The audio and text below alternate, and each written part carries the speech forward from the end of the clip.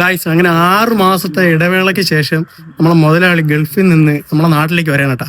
അതൊരു സർപ്രൈസ് വരവാണ്. അതുകൊണ്ട് നമ്മളിപ്പോൾ നേരെ വണ്ടി എടുക്കുന്നു, നേരെ എയർപോർട്ടിൽ പോകുന്നു, പുള്ളിയെ പിക്ക് ചെയ്യുന്നു.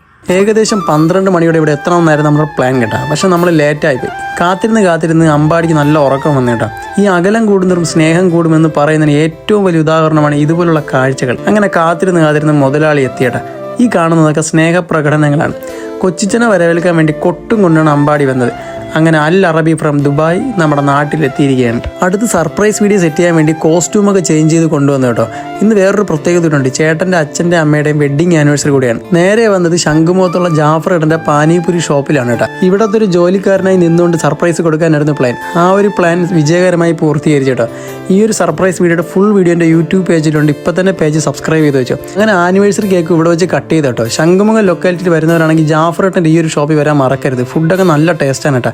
പിന്നെ നമ്മുടെ ഈ ഒരു പ്ലാനിന് ഫുൾ സപ്പോർട്ട് ചെയ്ത ജാഫർ ഏട്ടന് ഒരുപാട് നന്ദി പറഞ്ഞുകൊണ്ട് ഈ ഒരു വീഡിയോ ഇവിടെ നിർത്തുകയാണ്. ബൈ.